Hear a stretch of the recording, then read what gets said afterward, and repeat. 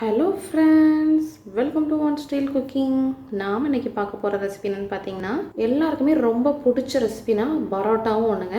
அது தொட்டுக்க மாதிரி சூப்பராக ஹோட்டலெல்லாம் செய்கிற மாதிரி பரோட்டா சால்னா எப்படி நம்ம ஈஸியாக டேஸ்டியாக செய்யலாங்கிறத பார்க்கலாம். கூடவே நிறைய டிப்ஸ் எல்லாம் இருக்குங்க. கண்டிப்பாக இந்த ரெசிபி ஃபுல்லாக பாருங்கள். வாங்க இப்போ நம்ம வீடியோக்குள்ளே போகலாம். வீடியோக்குள்ளே போகிறதுக்கு முன்னாடி கீழே உள்ள ரெட் கலர் சப்ஸ்கிரைப் பட்டனை கிளிக் பண்ணுங்கள். கூடவே பக்கத்தில் உள்ள பெல் ஐக்கானையும் கிளிக் பண்ணுங்கள். அப்போ தான் நான் போடுற வீடியோ எல்லாமே உடனுக்குடன் உங்களுக்கு தெரிய வரும். வாங்க இப்போ வீடியோக்குள்ளே போகலாம். பரோட்டா எம்டி சால்னா பண்ணுறதுக்கு இப்போ ஒரு பேனில் நம்ம ஆயில் சேர்த்துக்கலாம். ஆயில் நல்லா சூடானதும் ஒரு சின்ன துண்டு பட்டை, 3 ஏலக்காய், 3 கிராம்பு சேர்த்துக்கோங்க.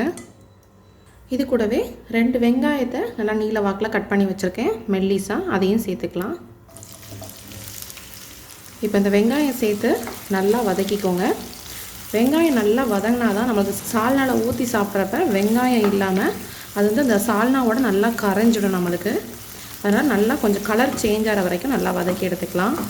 பாருங்கள், வெங்காயம் வந்து இந்தளவுக்கு நல்லா வதக்கிக்கோங்க. இந்த ஸ்டேஜில் நம்ம இஞ்சி பூண்டு பேஸ்ட் சேர்த்துடலாம். ஃப்ரெஷ்ஷாக அரைச்ச ஒரு 2 ஸ்பூன் இஞ்சி பூண்டு பேஸ்ட் சேர்த்துருக்கேன். இதையும் சேர்த்து நல்லா அந்த பச்சை வாசனை போகிறது வரைக்கும் நல்லா மிக்ஸ் பண்ணிக்கோங்க. இப்போ நல்லா வதக்கியாச்சு. இப்போ கொஞ்சமாக கறிவேப்பிலை, அப்புறம் கொஞ்சம் புதினா சேர்த்துருக்கேன். புதினா வந்து கொஞ்சம் கட் பண்ணி சேர்த்துருக்கேன். இதையும் சேர்த்து நல்லா மிக்ஸ் பண்ணிக்கோங்க. புதினா அந்த பரோட்டா சால்னாக்கு ரொம்ப நல்லாயிருக்குங்க. அதனால் ரொம்ப அதிகமாக நம்ம பிரியாணிக்கெலாம் சேர்க்குற மாதிரி சேர்க்காம கொஞ்சமாக சேர்த்துக்கோங்க. இப்போ இந்த பச்சை வாசனை எல்லாமே போயிடுச்சு. இந்த ஸ்டேஜில் 2 சின்ன சைஸ் நல்லா பழுத்த தக்காளியை சேர்த்துக்கலாம். கூடவே தக்காளி சீக்கிரம் குக் ஆகிறதுக்கு உப்பு சேர்த்துக்கலாம். நல்லா மிக்ஸ் பண்ணிக்கோங்க.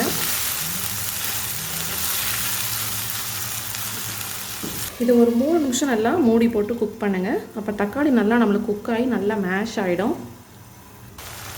இப்போது தக்காளி நல்லா வதங்கியிருக்கு பாருங்கள், நல்லா மேஷ் ஆகுது. இந்த மாதிரி வதக்கி விட்டதுக்கப்புறம் 2 பச்சை மிளகாவும் இந்த மாதிரி கீரி சேர்த்துருக்கேன். கூடவே 1/4 டீஸ்பூன் போல் மஞ்சள் தூள், ஒரு 2 டீஸ்பூன் தனியாத்தூள் சேர்த்துக்கோங்க, 1 டீஸ்பூன் மிளகாத்தூள். இந்த பரோட்டா சால்னாக்கு முக்கியமான ஒரு மசாலா என்னென்னு பார்த்தீங்கன்னா இந்த மசாலா தாங்க.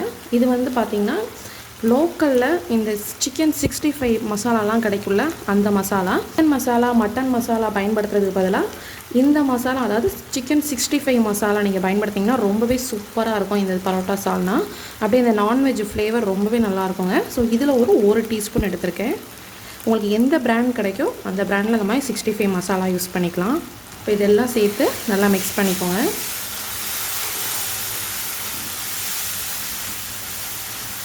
அந்த 65 மசாலா பார்த்திங்கன்னா இந்த பரோட்டா சால்னாக்கு நல்ல ஒரு கலரையும் கொடுக்கும். அது மட்டும் இல்லாமல் டேஸ்ட்டும் ரொம்ப சூப்பராக இருக்குங்க. கண்டிப்பாக நீங்கள் இதை ட்ரை பண்ணி பாருங்கள். மற்ற கரம் மசாலா பயன்படுத்துறதுக்கு பதிலாக நீங்கள் இந்த மசாலா பயன்படுத்துங்க சால்னாக்கு மட்டும். இப்போ நல்லா மிக்ஸ் பண்ணியாச்சு. அந்த ஆயிலெலாம் நல்லா பிரிஞ்சு வந்திருக்கு பாருங்கள். இந்த ஸ்டேஜில் 1 கப் அளவு தண்ணி சேர்த்துக்கோங்க. பாருங்கள், நான் தண்ணி வந்து அதிகமாக சேர்த்துருக்கேன். ஏன்னா நம்ம வந்து சால்னா வந்து ஊற்றி சாப்பிட்ற கன்சிஸ்டன்சி தான் இருக்கும். ஏன்னா நம்ம தேங்காய் எல்லாம் அரைச்சி சேர்க்க போகிறோம். அப்போது உங்களுக்கு சேர்க்குறப்ப நல்லா உங்களுக்கு திக்காகிற மாதிரி இருக்கும். இப்போ இதை நல்லா மூடி வச்சிடலாம். இது நல்லா ஒரு 5 மினிட்ஸ் நல்லா கொதிக்கட்டும். அதுக்குள்ளே நம்ம இதுக்கான மசாலா ரெடி பண்ணிடலாம். இப்போ ஒரு மிக்ஸி ஜாரில் இந்த அளவுக்கு நான் தேங்காய் எடுத்திருக்கேன். தேங்காய் வந்து பார்த்திங்கன்னா ஒரு 3 டேபிள் ஸ்பூன் கிட்ட இருக்கும். நம்ம குவான்டிட்டி கம்மியாக பண்ணுறதுனால நான் கம்மியாக எடுத்திருக்கேன். நீங்கள் ஒருவேளை அதிகமாக பண்ணிங்கன்னா அதுக்கேற்றால எடுத்துக்கோங்க. இது கூடவே ஒரு 3 முழு முந்திரி பருப்பு எடுத்திருக்கேன். அப்புறம் இது கூட பொட்டுக்கடலை, இது வந்து பார்த்திங்கன்னா ஒரு டேபிள் ஸ்பூன் கிட்ட இந்த அளவு தான் எடுத்திருக்கேன். அதிகமாக சேர்த்திங்கன்னா உங்களுக்கு வந்து சால்னா வந்து அந்த ஊற்றி சாப்பிட்ற கன்சிஸ்டன்சி வராது, ரொம்ப திக்காகிடும். கூடவே 1 டீஸ்பூன் கசகசா. இப்போ இது எல்லாம் நல்லா தண்ணி சேர்த்து நல்லா ஃபைன் பேஸ்ட்டாக அரைச்சி எடுத்துக்கலாம். பாருங்கள், இந்தளவு ஒரு சுற்றி எடுத்துகிட்டு இது கூட ஒரு டீஸ்பூன் அளவு சோம்பு சேர்த்துருங்க. நான் முதல்ல சேர்க்கலை, இப்போ சேர்த்துக்கிறேன். இதையும் சேர்த்து நல்லா ஃபைனாக அரைச்சி எடுத்துக்கோங்க. இப்போ பாருங்கள், அந்த மசாலா எல்லாம் பச்சை வாசனை போய் நல்லா கொதிச்சு வந்திருக்கு.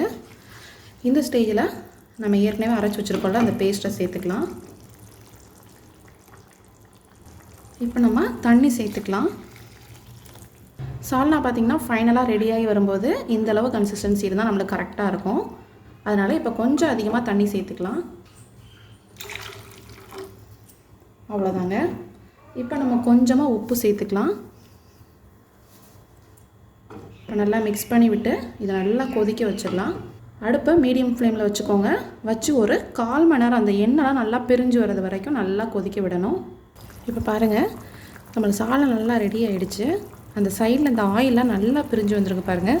இந்த மாதிரி ஆயில் நல்லா பிரிஞ்சு வரணும். அப்போ தான் நம்மளுக்கு சால்னா ரொம்ப சூப்பராக இருக்கும்.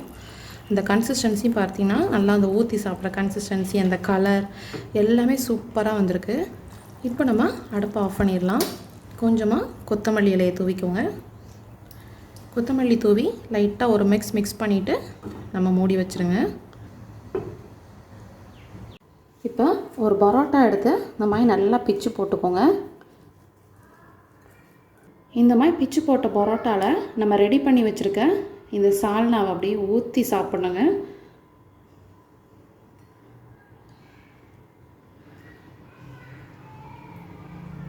இதை நல்லா ஊற வச்சு கூடவே ஒரு ஆம்லேட்டோட அந்த பரோட்டாவை சாப்பிட்டீங்கன்னு நினச்சிக்கோங்களேன், அவ்வளோ சூப்பராக இருக்கும்.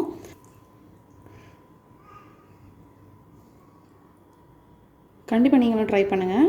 ரொம்பவே சூப்பரான நம்மளோட பரோட்டா சால்னா ரெடி ஆகிடுச்சுங்க.